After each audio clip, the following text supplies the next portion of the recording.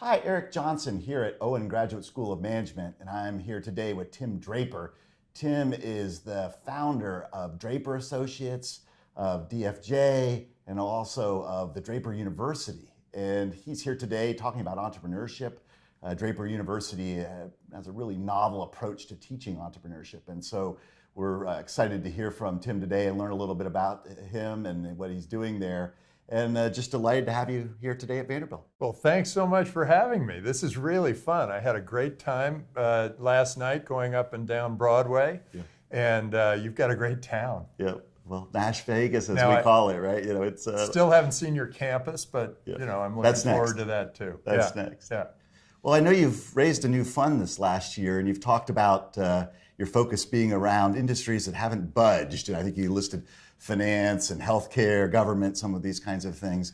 What's the thinking? So what we're looking for, and where we've been the most successful in the past as a venture capitalist, is where industries are getting sort of fat and lazy, and there's an opportunity for a startup to come in there and shake it all up.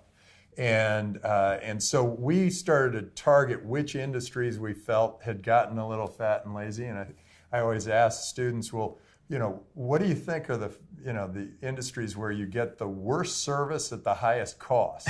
And they go through and they say, the cable business or banking or real estate. Department of Motor Vehicles. And well, see, that's the one. Then I say, well, what about government? I mean, that is the worst service at the highest cost, and so we're actually right now very focused on gov tech, and government can really be transformed over the next 5 or 10 years through all of this great technology that's here, and then maybe government needs to sort of rethink itself, because it used to be sort of we are kings of all we survey, but now it's like we got to compete for the people and the capital and the businesses and the entrepreneurs of the world. And so we've got to really do something. And there are some great governments who have really recognized this and really gone after it, your own government included. I know Tennessee has been incredibly good at this, and they have recognized that if we compete, we actually attract people. And a lot of great people have been coming to Nashville. Yeah, part of our growth story here in Nashville, for sure. Yeah. Well, 5 years now for Draper University, nearly 1,000 alumni from 60 countries all over the world. What have you learned about teaching entrepreneurship? Well, I think the biggest surprise for me was that it worked, that we actually were able to create a school. You ever see the movie Accepted? Like, hey, now we've got a school. What do we do? And that was where it started. And then over time, we realized we're really onto something.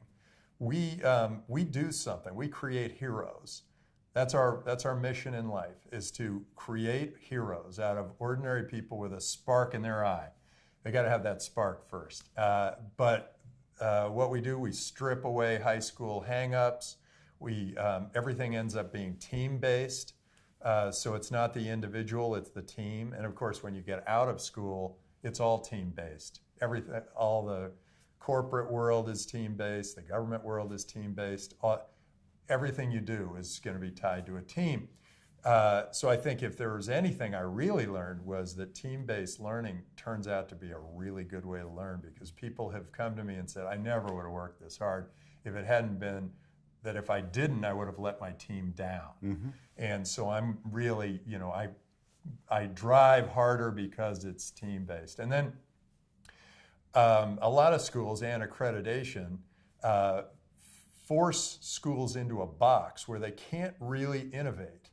And what's great about Draper University is that we just decided not to be accredited, and we bring in multiple speakers who are the most relevant speakers to the time. And so one day it might be 3D printing, and another day it might be Bitcoin, and another day it might be growth hacking or viral marketing, whatever. And people will, our students will come out with very relevant to the work world knowledge as they come out. And we also teach failure. We encourage students to fail. Students actually get points for their team by trying something extraordinary that fails. That's neat. So it's fun. That's it's neat. a different kind of place. That's neat. Yeah. Well, you've been involved with so many startup teams and really giant success stories like Skype and Baidu and in your own organizations that you're running, every one of them seeing different pieces of leadership and leadership that worked, leadership that didn't work. And I'm just curious if you could share one leadership lesson. So I think if I had to pick one, it would probably be lead by example.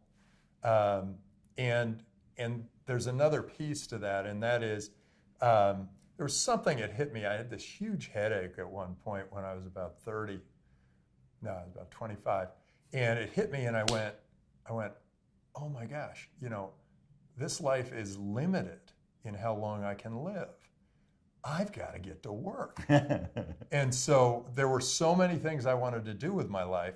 I realized I've got to do them. And so there's a big part to just take the first step and then the next step and then the next step. Just keep going. And what happens is if you have a decent vision, you can keep improving that vision and people will be attracted to you. And they will join you and they'll want to do that too, and they'll want to work with you too. You're happy, you work hard, everything's great. I think of Elon Musk, he takes this, we're going to Mars vision, and like 95% of the people in the world think he's nuts. But then 5%, and they're like the best engineers in the world, all want to join him. Yeah. Because it's like, how are we going to get there? What are we going to do? Yeah. And those are the ones he wants anyway. Yeah. And so leadership, I think, is just show people. I have never been very good at telling people how to operate, how to do their business. I never would have been good in an assembly line or whatever. I tend to just lead by example, and if you set a good example, great things are going to happen. Well, Tim, thanks so much for being with us at Vanderbilt today. Yeah, my pleasure. This was great fun.